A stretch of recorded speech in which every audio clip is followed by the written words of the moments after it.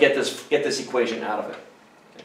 And I'm going to finish up my video today with just one application of this, and that'll be our lesson, okay? We kind of already did one application, so if you're good, you can stop the video here. Otherwise, let's just use this last one.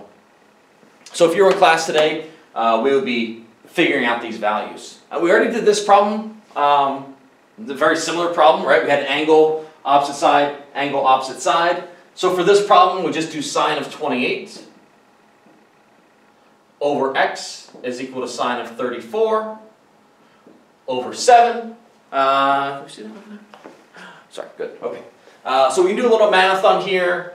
Cross multiply, I'll show all the steps. X times sine of 34 is equal to 7 times sine of 28. Divide both sides by sine of 34. Divide both sides by sine of 34. Cancel, cancel. In this case, and I'll do it in my calculator so you can check at home. Let's see, we will do, let me see that up here. Oh, this works good. Okay, 7 times sine of, what do we say, sine of 28 divided by sine of 34. Okay, and the answer is 5.88. I hope that's right, because nobody's here to correct me if I'm wrong. So I'm sure you'd be correcting me if I was wrong. 5.88 should be the answer for that one.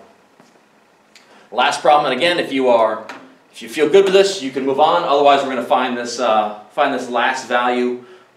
In this case, we have two sides, one given angle, and we need to find the other one. But we can still use law of sine. So we'll say sine of y divided by its opposite side, 6, is equal to sine of 123 divided by its opposite side, 13. We're still going to solve for, we want to get y, so we'll solve for that. Cross multiply, cross multiply. I'm going to say 13 times sine of y is equal to 6 times sine of 123. Divide both sides by 13. A little bit messier on this one, but it's still just a little bit of algebra.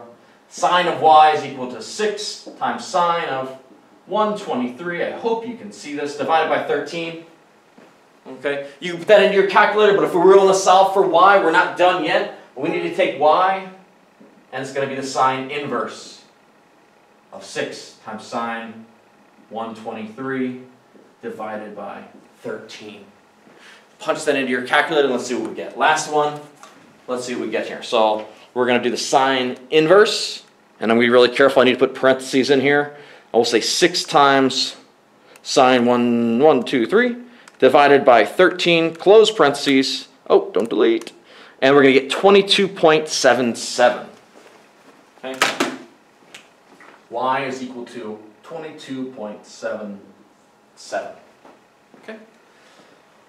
So that's the law of sines. That's how we figure out, that's how we derive it, that's how we figure out the equation, and that's how we apply it. Okay, so that's going to be our lesson for the day. Hopefully you can practice with these problems to solve. This is going to be really important because we're going to work on our project soon, and it's going to involve a lot of law of sines and a lot of law of cosines, which we'll do next time.